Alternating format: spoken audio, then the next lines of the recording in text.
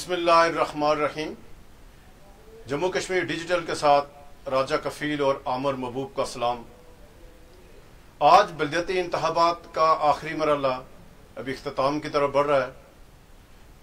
Chairman, deputy chairman, mayor और deputy mayor के लिए आज कागजात नामजदगी जमा हुए। मेयर बाग और जिला कौंसल मीरपुर समेत 1 दर्जन से जायद जो उम्मीदवारान हैं बिला मुकाबला मुंतखब हो गए। आज़ाद कश्मीर की सियासी सूरत-ए-हाल पर भी हम बात करेंगे और जिसमें ये जो बल्दियाती इंतखाबात हैं, ये जो यानी वो चेयरमैन है, इनकी इंतखाबात में अपोजिशन हुकूमत को बाज़ हल्कों में सख्त मज़ामत का सामना है कारकुनों की तरफ से। बिलखुसूस कोटली ज़िला और रावलाकोट में सख्त मुश्किलात हैं हुकूमत को भी और अपोजिशन को भी। इसके साथ हम बात करेंगे जो अभी हाल ही में तैनात हुए हैं चेयरमैन अमल दरामद कमीशन फ़हीम अब्बासी साहब। वो तैनात होते ही उनको वज़ीर-ए-आज़म साहब ने फारग कर दिया है और ख़बरें हैं कि पीर मज़हरुल हक साहब जो MLA हैं आज़ाद कश्मीर असम्बली के, उनको नया यानी चेयरमैन बनाए जाने का इम्कान है। फिर जो पाकिस्तान की सूरत-ए-हाल है इस पर भी हम बात करेंगे। तो आगाज़ करते हैं सबसे बल्दियाती इलेक्शन से पहले हम जो फ़हीम अब्बासी साहब की जो अभी तैनाती हुई है, तैनाती के बाद फ़ौरन उनको फारग कर दिया गया है। तो अमर साहब के पास इतलात हैं कि जो ये फ़हीम अब्बासी साहब ने दावा किया था कि उन्होंने वज़ीर-ए-आज़म साहब को बता दिया है कि वो ये ओहदा कबूल नहीं करेंगे। और हम इस पे बार के असल खबर का जनाब अमर साहब, ये जो अमल दरामद कमीशन का चेयरमैन जो बना है एकदम तैनाती के बाद अब्बासी साहब फौरन फारग कर दिए कि असल कहानी क्या है? देखिए राय साहब, इसमें 2 बातें थी। दोनों तरफ से कल मुतज़ाद दावे किए जा रहे थे कि फ़हीम अब्बासी साहब ने कल अपने जो जानने वाले जर्नलिस्ट थे या कुछ लोग थे उन्हें ये खुद फ़ोन करके बताया कि मैंने ये उहदा लेने से माजरत कर ली है। दूसरी तरफ वज़ीर-ए-आज़म हाउस की जो मीडिया टीम थी या उनके जो करीबी रुफ़का थे वो ये बात फीड कर रहे थे कि वज़ीर-ए-आज़म आज़ाद कश्मीर ने उन्हें ओहदे से हटाने का फ़ैसला किया है। और उसके ऊपर जो है हमने फिर रात को इस मामले की जांच पड़ताल की तो कुछ बातें सामने आई जो मैं आपके सामने रखना चाहता हूँ। एक तो ये बात है कि हमें ये मालूम हुआ कि जब 16 तारीख को फ़हीम अब्बासी साहब का नोटिफिकेशन हुआ तो उसके साथ ही वो उन्होंने दुबई से ही लोगों के साथ रब्ते करने शुरू कर दिए थे और दुबई से ही उन्होंने जो अमल दरामद कमीशन का अमला है उन्हें हिदायत देनी शुरू कर दी थी और वो बिल्कुल ज़हनी तौर पे तैयार थे। इतनी जल्दी क्या थी? और ज़ाहिर वो इंसान जब कोई नया उहदा मिलता है, जब किसी को वो तो खैर उनका दावा है ना, खुद साख्ता शिफाफ तरीन या खुद साख्ता ईमानदार बनना, तो किसी लिए इसके ऊपर कोई पाबंदी तो नहीं है। अगर आप कहें खुद साख्ता या मैं कहूँ कि हम बहुत ईमानदार हैं या वो है, तो वो तो ईमानदारी तो आपके अमल से रहा सब साबित होती है। लेकिन जो हम इस बात को वैसे फिर बात पर्सनल हो जाती है, वो हम पर्सनल बात उनके वाले से नहीं कर रहे बल्कि उनके इस अमल को जो एक्ट है उनका, वो जो हम ये कह रहे थे कि उनकी शख्सियत में और उनके दावों में जो तजाद है वो उसके ऊपर बात करते हैं। फिर ये हुआ है सब कि 22 तारीख, जिसका हमने कल अपने प्रोग्राम में जिक्र किया था कि 22 तारीख को फ़हीम अब्बासी साहब ने अपने अमले को बुलाया, अपने स्टाफ को बुलाया, अपने ड्राइवर को बुलाया, गाड़ी मंगवाई और कल तक हमारे पास ये इतला थी कि उन्होंने शायद बाद में वो गाड़ी भिजवा दी और वो कर दिया। लेकिन जब ओरिजिनल रात को सूरत हाल हमने पता की तो पता लगा कि गाड़ी तो फ़हीम अब्बासी साहब के घर खड़ी है। और फिर रात को जब जो सबसे अहम इंकशाफ हुआ कि मुझे जो है वो फ़हीम अब्बासी साहब की जो उन्होंने ज्वाइनिंग दी 22 तारीख को, उसकी वो ज्वाइनिंग रिपोर्ट जो रिपोर्ट जो है वो टीवी पे दिखाई जा सकती है कि उन्होंने चार्ज अज्यूम किया। और उसके बाद ये हुआ कि जो अहम बात है कि उन्होंने कुछ अपने अमले को हिदायत भी दी। अब दरमियान में ये हुआ कि परसों रात को वज़ीर-ए-आज़म आज़ाद कश्मीर जब कराची से वापस तशरीफ लाए, एक तो ये बात है कि वज़ीर-ए-आज़म आज़ाद कश्मीर ने कराची में जो जब वो थे तो उन्हें उनका वो जो इंटरव्यू जो जिसमें उन्होंने ना सिर्फ हुकूमत को हरफ तनकीद बनाया फ़हीम अब्बासी साहब का, उसमें उन्होंने 2 वज़रा अब्दुल माजिद खान साहब और अकबर इब्राहिम साहब के हवाले से बड़ी ही लूज ताक की और उन्हें करप्ट बंदयानत करार दिया और अपने आप को ये कहा कि मैं बहुत ही सुपीरियर हूँ। तो एक तो फ़हीम अब्बासी साहब के इस एक्ट से वज़ीर-ए-आज़म जो हैं वो बड़े ही रंजीदा थे,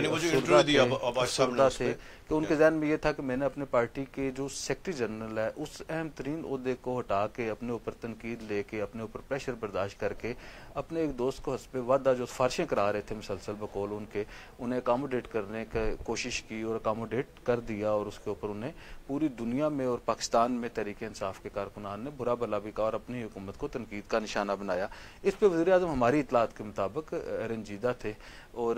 जो जिन वज़रा के हवाले से उन्होंने ये गुफ्तगू की थी वो वज़रा भी सारे ही बड़े गुस्से में थे कि जी हम इसके ऊपर बात करेंगे। हमारी इतला के मुताबिक परसों रात को राजा साहब वज़ीर खुराक जो हैं अलीशान सोनी साहब और जो वज़ीर हाइडल हैं और PND के चौधरी रशीद साहब और वज़ीर बहालियात चौधरी अकबर इब्राहिम साहब और वज़ीर इनलैंड रेवेन्यू और ख़जाना के वज़ीर अब्दुल माजिद खान साहब ने वज़ीर आज़म आज़ाद कश्मीर से मुलाकात की और उन्हें जो है ये अपना शिकवा किया कि जी इस बंदे ने हमारे साथ ये किया है और आपकी हुकूमत को भी हरफ तनकीद बनाया है। और जब एक बंदा जो है वो चेयरमैन अमल दरामद कमीशन तैनाती के बाद भी इस तरह का इंटरव्यू दे के ये सारा सिस्टम चार्ज नहीं संभाला, संभालने से पहले जो है वो उन्होंने अपनी हुकूमत को चार्जशीट कर दी और अपने ही वज़रा के हवाले से बड़ी ही नामुनासिब ज़ुबान इस्तेमाल की। उन्होंने वैसे तो ज़ुबान तो उन्होंने सबके हवाले से इस्तेमाल की, उन्होंने ना किसी साफ़ी को छोड़ा, ना किसी सियासतदान को छोड़ा, ना किसी ब्यूरोक्रेट को छोड़ा, क्योंकि वो ज़्यादा शफाफ हैं तो क्योंकि दूध के दुले हुए हैं तो इस वजह से उन्हें वो सारे लोग करप्ट नजर आते हैं। ग्रेड 22 के ग्रेड 21 के अफसरान खास तौर पे ये जो 4-5 मारूफ ब्यूरोक्रेट्स हैं जो उनके हम असर थे या जिनके साथ उनका टेंशन था या जिनके वाले से उनकी ये ख्वाहिश थी कि जब मैं चेयरमैन साहब ब्यूरो बनूंगा तो इन 4-5 को गिरफ्तार करूंगा और जिसकी वजह से उन्होंने आगे से इनके साथ झगड़ा भी किया, बदतमीजी भी की, इस तरह के वाकयात होते रहे। तो ये जो अहम बात थी कि वज़ीर आज़म आज़ाद कश्मीर को वज़रा इकराम जो हैं वो कायल करने में कामयाब हो गए और उन्होंने वज़ीर आज़म से हमारी इत्तला है कि ये कोई बहुत ज़्यादा मुश्किल ट्रांजैक्शन नहीं थी क्योंकि जिस वक्त पहले जब फ़हीम अब्बासी साहब को निकलवाया गया था तो उस वक्त अब्दुल माजिद खान साहब और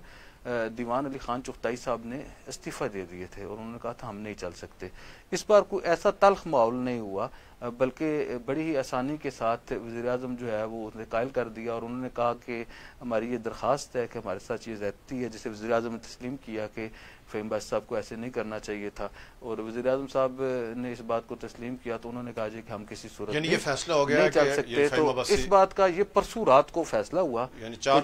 उधर अजाफी ये बात हुई कि जी क्यों ना हम इस मामले को ज़ाहिर है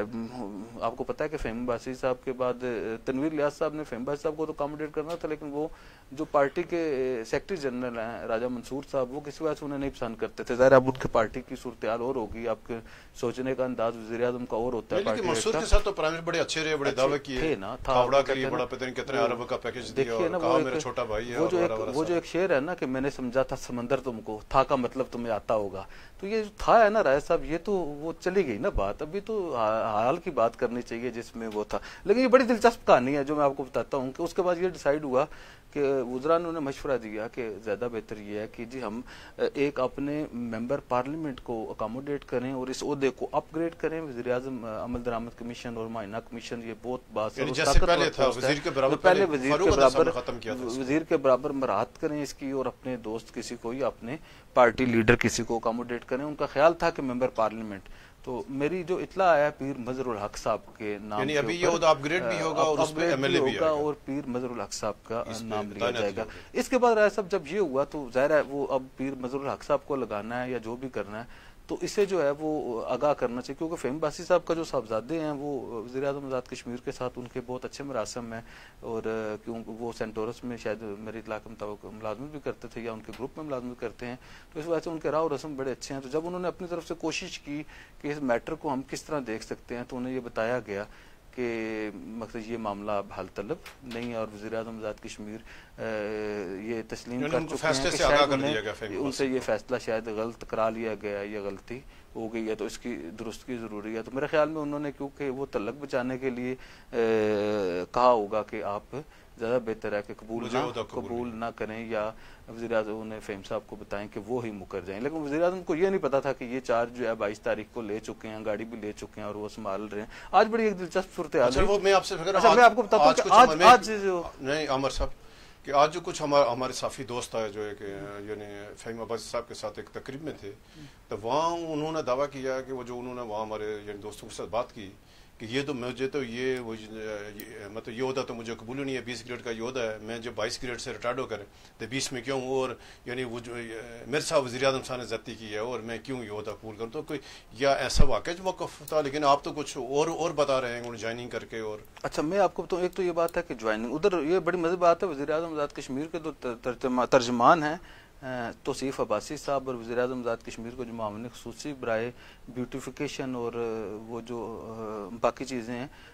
शुजात साहब लैंडस्केपिंग और वो जो है वो इत्फाक से उस वक्त मैं देख रहा था कि उधर राजा मंसूर साहब भी थे उस तकरीब में, मैं भी थोड़ी देर बाद पहुंच गया, तो उस तकरीब में जो वज़ीर आज़म के मामले ख़ुसूसी बराए ब्यूटिफिकेशन भी मौजूद थे और वज़ीर आज़म के मामले ख़ुसूसी बराए क्लाइमेट चेंज भी मौजूद थे, तो हम हंस रहे थे। तो खैर उधर मुझे काफ़ी सारे लोगों ने बताया कि अभी फ़हीम साहब गए हैं तो आपसे मुलाकात हो जाती, तो मेरी बदकिस्मती कि उनसे मेरी मुलाकात नहीं हो सकी, लेकिन वो बता रहे थे कि अभी फ़हीम अब्बासी साहब ने ये कहा है कि मैं वज़ीर आज़म अमल दरामद कमीशन मायना कमीशन की चेयरमैनशिप को जूते की नोक पे मारता हूँ। वज़ीर आज़म ने मुझे क्या समझ रखा है, उसने मेरा ये मेयार समझ रखा है, मैं ये बिल्कुल ज्वाइन नहीं करूंगा। नाराजगी हो गई है, उन्होंने ये कहा कि जी कि ये बिल्कुल मैं कबूल नहीं करूंगा। और जब मैंने उधर उस महफिल में जिक्र किया कि जी ये सूरत हाल नहीं है, बल्कि हमारे पास तो इतला ये है कि वो ज्वाइनिंग, तो मैं आपको ये वसूख के साथ ये बताता हूँ, हमने ये डॉक्यूमेंट दे दिया है कि फारूक उन्होंने ज्वाइन किया। और उससे दिलचस्प बात है कि जिस शादी की तकरीब में आए हुए थे पाकिस्तान तहरीक इंसाफ के जो रहनुमा है राजा राशिद साहब की हमशीरा की शादी में, वो वज़ीर आज़म अमल दरामद कमीशन की गाड़ी पे आए हुए थे। अच्छा, तो ये जो है उनकी शख्सियत, गाड़ी भी उनके पास है और उन्होंने वो भी कर लिया है और वो जूते की नोक पे भी लिख रहे हैं और वज़ीर आज़म को बुरा भला भी कह रहे हैं और उधर जो है वो फैसले और हो रहे हैं। तो ये जो असल सूरत हाल है, रियल जो स्टोरी है, वो हमने अवाम के सामने रख दी। अभी तक जो सूरत हाल है फ़हीम अब्बासी साहब की तैनाती के हवाले से, जबकि दूसरी तरफ जो अपना राजा मंसूर साहब हैं उनसे हमारी बात हुई आज, क्योंकि काफ़ी अर्से बाद उनसे मुलाकात हुई, तो उन्होंने बताया जी कि ये जो मुझे वज़ीर आज़म साहब ने स्पेशल असिस्टेंट लगाया था क्लाइमेट चेंज का, तो ये मैं किसी सूरत कबूल नहीं करूँगा और मेरे कोई इशू नहीं है, तो मैं ये किसी सूरत भी ये उहदा कबूल नहीं करूँगा। मैं इससे कोई लेना देना नहीं है कि कौन लग रहा है या कौन नहीं। आमिर साहब, अभी हम आते हैं जो बल्दियती इलेक्शन हुए आज़ाद कश्मीर में 31 बरस बाद जो मौजूदा वज़ीर आज़म साहब को जो सबसे बड़ा क्रेडिट जाता है कि तमाम तर दबाव के बावजूद, तफसात खदशात के बावजूद बल्दियती इलेक्शन हुए और आज उनका आखिरी मरहले के इंतखाबात के लिए यानी ज़िला कौंसल और जो यूनियन कौंसिल के चेयरमैन, वाइस चेयरमैन और जो कॉरपोरेशन है उनके जो मेयर और डिप्टी मेयर के लिए कागजात नामजद जमा हुए। उसमें बाग से जो मेयर हैं कॉरपोरेशन के जार मेजर क्यूम बेग साहब बिला मुकाबला मुंतखब हो गए। इसी तरह के साथ ज़िला कोटली के जो ज़िला कौंसिल के चेयरमैन हैं वो राजा नवीद गोगा साहब मीरपुर के जो ज़िला कौंसिल के चेयरमैन वो भी बिला मुकाबला मुंतखब हो गए। उन समेत दर्जनों जो उम्मीदवार हैं बिला मुकाबला मुंतखब हुए। लेकिन सबसे जो दिलचस्प है, जो बड़ी दो कॉरपोरेशन हैं, एक जो रावलाकोट और दूसरा कोटली, इसमें नाज़रीन बहुत दिलचस्प सूरत हाल है कि जो कोटली है, कोटली जो यानी कॉरपोरेशन है, ये 19 अरकान है इसके इन्होंने अपने वोट का हक इस्तेमाल करा है। इसमें जो अपोजिशन है जिसमें मुस्लिम नून और जो पीपल्स पार्टी, इनके 7 मेंबरान हैं और पीटीआई के 6 हैं और 6 आज़ाद उम्मीदवार हैं। और जिस तरफ ये आज़ाद उम्मीदवार जाएंगे वहाँ उनका मेयर आज़ाद उम्मीदवारों की मर्जी से बनेगा। कोशिश हो रही है, ज़ाहिर है ये तो हम इस्तेमाल अरबे वज़रा इस्तेमाल करेंगे, ज़ाहिर हुकूमत और अपोजिशन। अब दिलचस्प सूरत हाल ये है कि कोटली में से इसमें जो कॉरपोरेशन का मेयर कौन बनेगा। फिर जो सबसे दिलचस्प सूरत हाल है ज़िला कौंसिल कोटली की, इसके लिए भी कि जो सदर हैं पाकिस्तान पीपल्स पार्टी के चौधरी यासिन साहब, इनका बेटे शाहनवाज साहब ये ज़िला कौंसिल का चेयरमैन का इलेक्शन लड़ रहे हैं और ज़िला का 31 अरकान हैं ज़िला कौंसिल के और इसमें से 40 हैं जो 71 हैं, इसमें से 40 है जिसमें अपोजिशन है, जिसमें मुस्लिम नून और जो पीपल्स पार्टी, 31 हैं जो पीटीआई के, और जो 5 लोग हैं राजा रियासत साहब हैं जो इलेक्शन लड़े थे जो मुस्लिम नून के टिकट से चढ़ोई से, उन्होंने अपने को 5 अरकान पर मुश्तमिल एक अपना ग्रुप नाग रखा हुआ है ताल उनके जो अपनी पार्टी मुस्लिम नून के जो फैसले से वो इनराफ कर रहे हैं। अभी इसमें दिलचस्प सूरत हाल है कि अगर तो राजा रियासत साहब अलग हो जाते हैं तो फिर ज़ाहिर अगर ये हुकूमत के साथ मिल जाते हैं तो फिर इसमें जो बनी बनाई जो गेम अपोजिशन के या इसमें से वो अलग हो जाएंगे। इसी के साथ जो है ज़िला पुंछ है, रावलाकोट है, तो यहाँ भी दिलचस्प सूरत हाल है। यहाँ 29 जो अरकान हैं इस पे जो है ना, इस पे जो कॉरपोरेशन के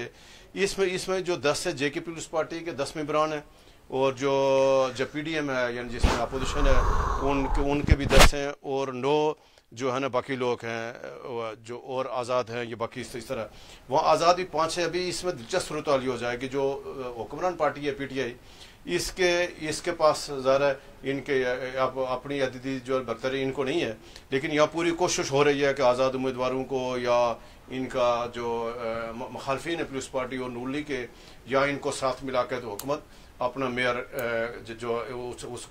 उसको जितवाने में कामयाब हो जाए। यहाँ मुस्लिम नून और जो पीपल्स पार्टी ने बागी ग्रुपों को नोटिस जारी किए हुए हैं, और इलेक्शन कमीशन को भी एक तहरीक हो चुकी है मुस्लिम नून की तरफ से, पीपल्स पार्टी की तरफ से, कि जिन लोगों ने पार्टी फैसले से इनराफ किया है उनकी मेंबरशिप कैंसिल की है। तो ज़ाहिर है अभी जो आखिरी मरहला है ये हुकूमत और अपोजिशन के लिए खासी मुश्किल पेश आएगा। जनाब अमर साहब, ये जो आखिरी मरहला है ज़रा इंतहाई दिलचस्प है हुकूमत के लिए, अपोजिशन के लिए भी, तो क्या इसको आप देख? एक तो राय साहब तारीख की दुरुस्त की बड़ी जरूरी होती है। कल हुकूमत आज़ाद कश्मीर ने एक खत लिखा कि ये इंतखाबात जो है मौखर कर दिए जाए, 10 दिन नहीं, इसमें तोसी कर दी, मौखर कर दिए जाए। इसी तरह जब ये स्पेशल सीट्स के लिए था तो उस वक्त भी हुकूमत आज़ाद कश्मीर ने एक खत लिखा था कि मौखर कर दिए जाएं इस वक्त ये इंतखाबात।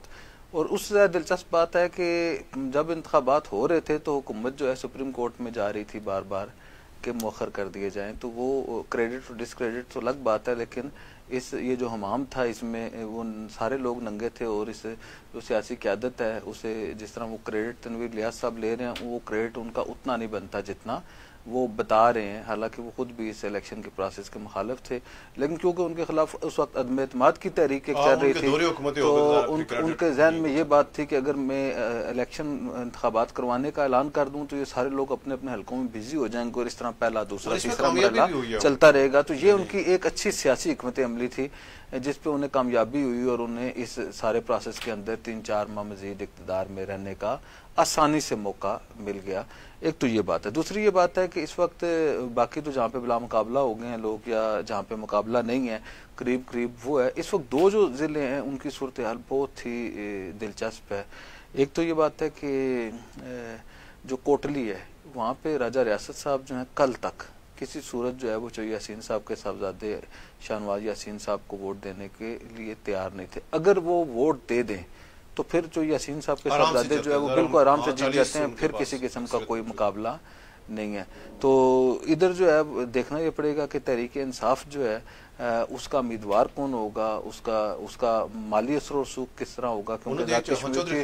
आज़ाद कश्मीर की सियासत में सहसे वाले चौधरी खुर्शीद साहब वो जो है, तो इसका मतलब ये है कि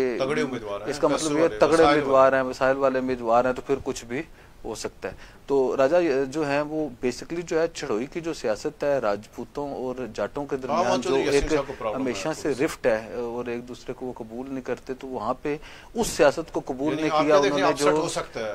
उन्होंने वो कबूल नहीं किया जिस तरह पाकिस्तान में PDM थी, आज़ाद कश्मीर में KDM बनाई गई, तो बाकी सारी तो जगहों पे तो कबूल कर लिया गया, लेकिन रावलाकोट में और इस मखसूस हल्के में चढ़ोई के हल्के के राजपूतों ने जो यासीन साहब को कबूल करने से इनकार किया है। तो अब ये देखना ये है कि आया अगर ये इनकार करते हैं 5 लोग अगर ये वोट नहीं देते तो पाकिस्तान पीपल पार्टी वाले उनके वाइस चेयरमैन क्योंकि सरदार नईम साहब के बेटे हैं, तो आया ये जो है इनके जो यासीन साहब के लोग हैं आया वो उन्हें वोट देंगे वाइस चेयरमैन पे? अगर ये वाइस चेयरमैन और ये नहीं देते तो फिर ऐसी सूरत हाल पे कोई बड़ा अपसेट भी हो सकता है। और इस वक्त जो है वो पाकिस्तान मुस्लिम लीग नून की क़यादत की जिम्मेदारी है, इस वक्त पाकिस्तान पीपल पार्टी की क़यादत की जिम्मेदारी है कि वो अगर अच्छा रोल प्ले करेंगे तो शायद वो बच सकते हैं, अदरवाइज जो है वो उनके हवाले से शदीद रद्द अमल है जो यासीन साहब के साहबजादे के हवाले से। तो ज़ाहिर है वो उनके पास ऑप्शन था पाकिस्तान पीपल्स पार्टी के पास कि वो उनके अलावा कोई चॉइस कर लेते तो शायद ये सूरत हाल क्रिएट ना होती। लेकिन क्योंकि जो यासीन साहब भी आखिरी हद तक लड़ने वाले और जद्दोजहद करने वाले आदमी हैं और किसी सूरत भी वो पीछे नहीं हटते, तो मेरा ये ख्याल है कि अब ये हो चुका है, गेम खुल चुकी है। क्योंकि जो यासीन साहब खुद भी बड़े पुरवसाइल और बासर सियासी रहनुमा हैं और क्योंकि वो सफ़े अव्वल की सियासी क़यादत है तो वो पूरी तरह, अगर वो जो खुर्शीद साहब एक तरफ इलेक्शन लड़ रहे हैं तो दूसरी तरफ जो यासीन साहब भी अपने पूरे वसाइल के साथ इलेक्शन लड़ेंगे और वो भी कोशिश करेंगे कि पाकिस्तान तहरीक इंसाफ के वो लोग जिन चेयरमैन और वाइस चेयरमैन के ऊपर नज़रअंदाज कर दिया गया या वो लोग जो ये समझते थे कि उन्हें वो कर दिया जाए।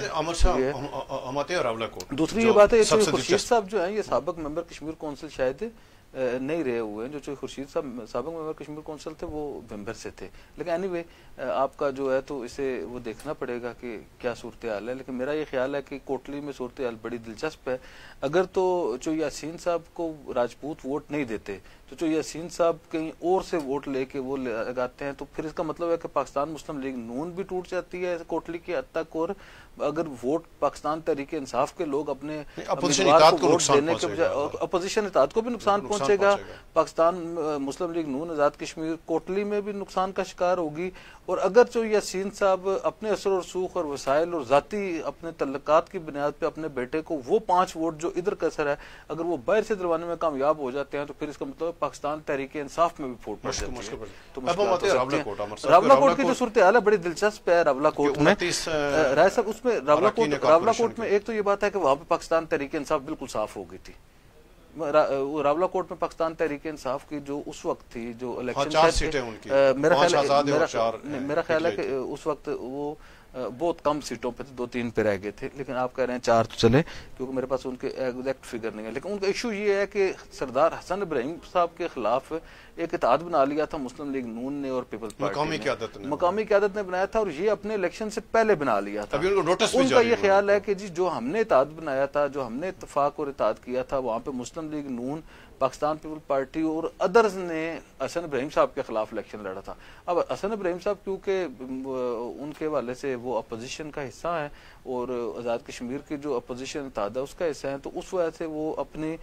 पार्टी के ऊपर वो दबाव डाल रहे थे और काफी हद तक कोशिश की जाके शाह गुलाम कादर साहब ने, पार्टी के दीगर रहनुमाओं ने, इस तरह चौधरी यासीन साहब और जो लतीफ अकबर साहब समेत सारे लोगों ने अपने जो सारे नजरियाती जाले थे या उनके और उधर बहुत कदावर और बड़े बड़े तगड़े जो है वो वहाँ पे रावलाकोट में बगावत की हुई है उन्होंने। और पाकिस्तान पीपल पार्टी और नून लीग ने अपनी हुकूमत के अपने जो पार्टियों रहनुमा हैं जो उन मरकजी क़यादत के फैसले के खिलाफ किया और इसीलिए उन्हें डी नोटिफाई करने के लिए वो कहा जा रहा है कि वो वोट न डाल सकें या ये करें। तो ये उधर दिलचस्प सूरत हाल है और उससे वहाँ पे भी मुस्लिम लीग नून और पाकिस्तान पीपल पार्टी जो है वो इंतशार का शिकार है और अगर वो इसको ऑन नहीं करते तो आइंदा, क्योंकि ज़ाहिर है तनवीर लियाज़ साहब के खिलाफ आइंदा चंद दिनों में एतमाद की जो बातें हो रही हैं उसमें वो हसन इब्राहिम साहब का सपोर्ट नहीं ले सकते। नाज़रीन, जो यानी कॉरपोरेशन है रावलाकोट की पुंछ की, तो वहाँ 29 अरकान है जिसमें से जो हुकूमत जमात है PTI और आज़ाद उम्मीदवार यूनो है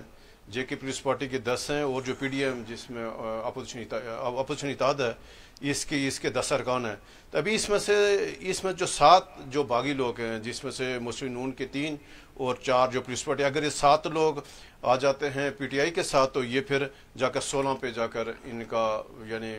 फिर इनके अरकान की तादाद 16 हो जाएगी। तो आज ये था आज की स्पेशल ट्रांसमिशन। कल इंशाल्लाह यानी दोबारा हाजिर होंगे नई खबरों के साथ। तब तक मुझे और आमर साहब को इजाज़त दें। अल्लाह हाफिज़।